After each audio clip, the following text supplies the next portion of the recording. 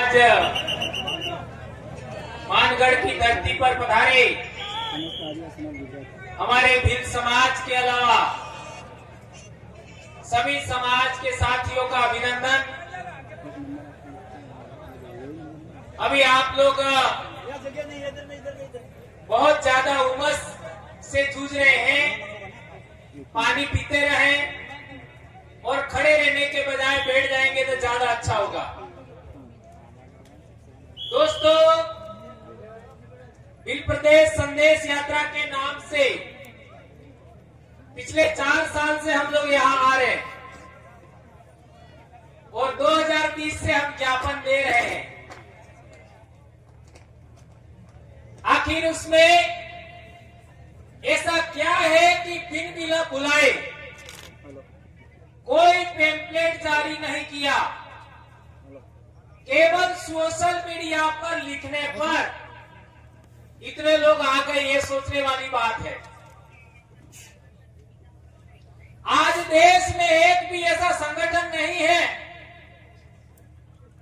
चाहे वो धार्मिक संगठन हो, चाहे वो सामाजिक संगठन हो, चाहे वो सांस्कृतिक संगठन हो, चाहे राजनीतिक संगठन हो, अपने बलबूते अपना पैसा खर्च करके कष्ट झेलते हुए इतनी पब्लिक कोई इकट्ठी नहीं कर सकता। ये मात्र और मात्र आदिवासी परिवार इकट्ठा कर सकता है। उसके लिए आप सब बधाई के पात्र हो, आप सभी बधाई के पात्र हैं। यहाँ पर हमारी बहनें, बेटियां, हमारे भाई सभी आए हैं। हमारे वक्ताओं ने बताया कि आखिर हमको भील प्रदेश क्यों चाहिए। आज हमारा कुंभलगढ़ की बात करो, कुंभलगढ़ में आदिवासी लोग बहुत लंबे समय से मांग कर रहे हैं। क्या कुंभलगढ़ के एरिया को आज तक शेड्यूल एरिया में शामिल किया गया? क्या नहीं किया गया? तो कुंभलगढ़ के आदिवासियों को शेड्यूल एरिया में शामिल किया गया होता तो कुंभलगढ़ के लोग यहां नहीं आते। एक इंपॉर्टेंट बात, हमारे पड़ोसी गुजरात की बात, खानपुर के आदिवासियों को 2004-5-6 तक जाति प्रमाण पत्र एसटी का मिलता था। आदिवासी का, अनुसूचित जनजाति का प्रमाण पत्र मिलता था। आज उनको वो डामोरी है और उनका अनुसूचित जनजाति का प्रमाण पत्र बंद कर दिया गया और पिछले साल उन्होंने अपने बच्चों को स्कूल भेजने से मना कर दिया। इसके बावजूद भी गुजरात सरकार ने बात नहीं मानी। इसके लिए लोग आ रहे। इस बीच में हमारे सबसे पहले हमारे उम्रदराज जाबाज साथी हमारे बीच में आए थे। ऐसे हमारे आरपी दादा राम प्रसाद जी डिंडोर साहब हमारे बीच में आए हैं, उनका धन्यवाद, जोहार, अभिनंदन। तो मैं बता रहा था, ऐसी ही आज जैसे दीपक भाई कुराना भी आए। दादा जय जवाहर।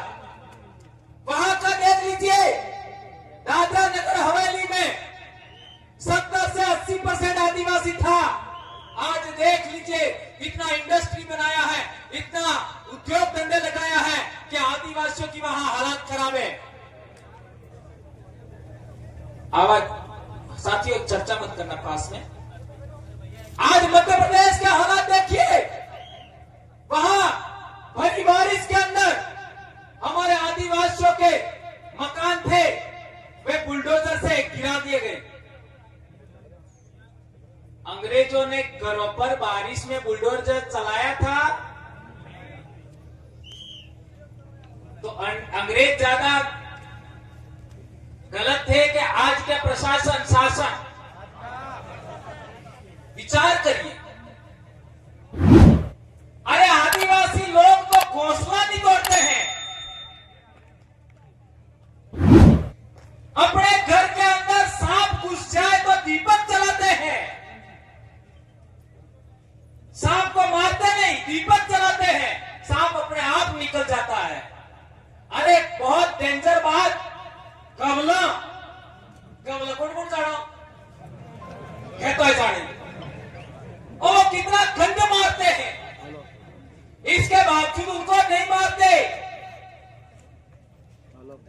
आटा डाल देते हैं, हल्दी डाल देते हैं, दीपक करते हैं, वो अपने आप चले जाते हैं। ये प्रकृति की समझ रखता है आदिवासी। और उनके घर आप गिरा रहे हो, और वो भी बुलडोजर से, जब भयंकर बारिश हो रही है तब। अब सवाल पैदा होता है कि आदिवासी डर जाएगा ऐसा समझते हो क्या?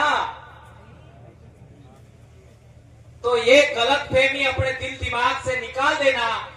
आदिवासी आज तक किसी से डरा नहीं है, तो अब तुमसे डरेगा क्या? नहीं डरेगा।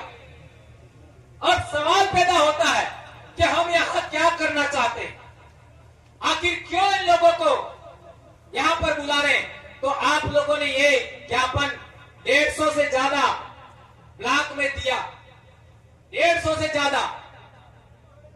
आज से पहले आदिवासी संगठन ने, ये संगठन भी नहीं है फिर प्रदेश मुक्ति मोर्चा, इसका कोई अध्यक्ष नहीं है। आज तक किसी आदिवासी संगठन ने या किसी बैनर ने इतने ब्लॉक में एक ही दिन में ज्ञापन दिया था क्या? नहीं दिया था। देश आजाद होने के बाद तो आखिर इसमें ऐसा लिखा क्या है?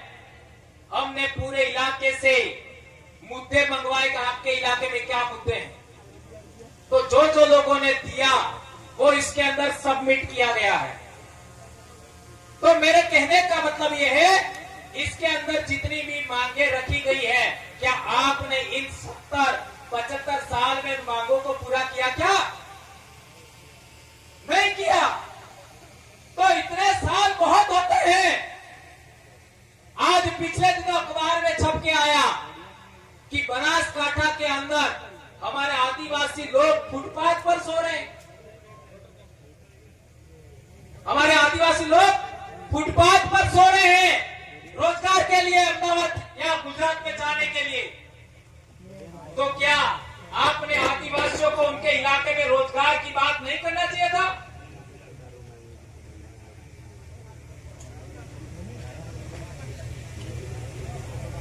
क्या किया गया रोजगार के नाम पर?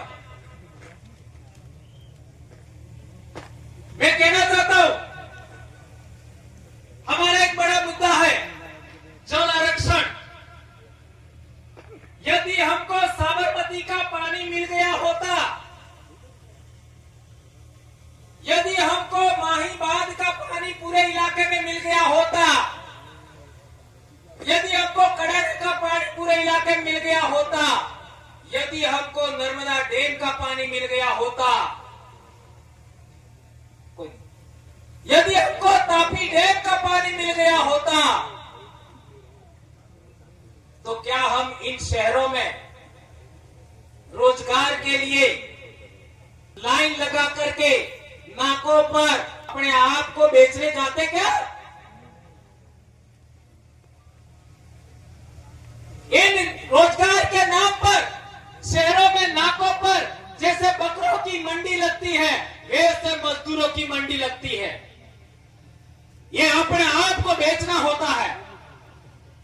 भारत देश के अंदर आदिवासी को इतना मजबूर कर दिया गया है कि वे अपने आप को बेच रहे हैं। आपने सुना होगा अखबारों के माध्यम से कि आदिवासी लोग अपनी बेटियों को बेच रहे हैं। क्या ये बात सही है, गलत है? अब बेटियों को बेचा जा रहा है, अपने खून को बेचा जा रहा है। क्या हाल बना दिया आदिवासियों का? और विरोध करने वाले कौन है पता है? हमारे अपने, और वो भी अपने दिमाग से काम थोड़ी करे। उनको कहा जाता है ऐसा बोलो, वो तो उनकी खुद की जबान नहीं बोल रहे, काहे को इनका विरोध करना है? काहे का विरोध करना? वो आगे से लिख के दिया जाता है कि ऐसा ही बोलना है, ऐसा ही करना है, तब जाके वो तो बोलते हैं। इसलिए कोई घबराने की जरूरत नहीं है।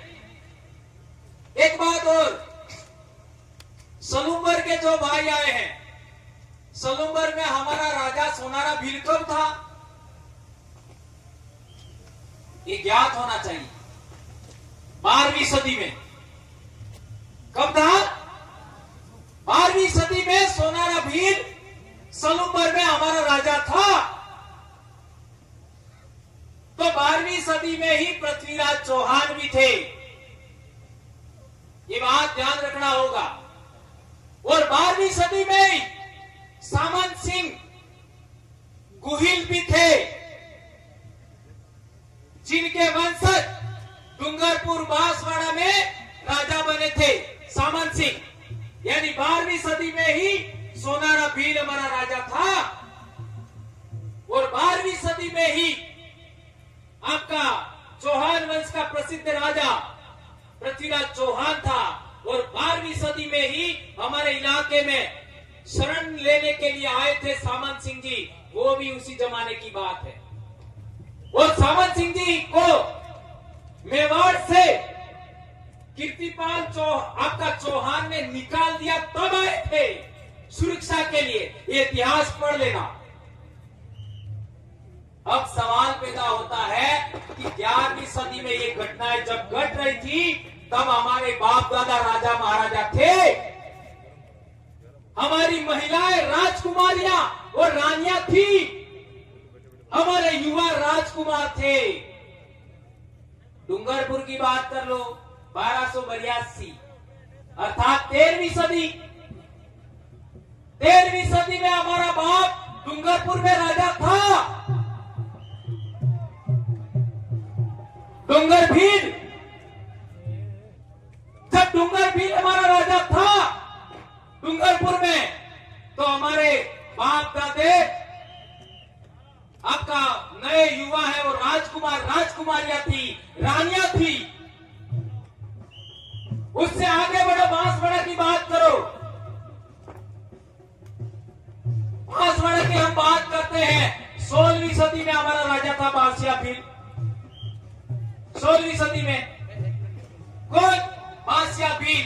1515 कहो, 1515 से 1530, ये भी हमारे राजा थे। अब सवाल पैदा होता है कि कुशलगढ़ की बात करो। कुशलगढ़ में हमारा राजा कब था? 1671। 1671 का मतलब हुआ 17वीं सदी। तो मैंने केवल दक्षिणी राजस्थान की बात बताया।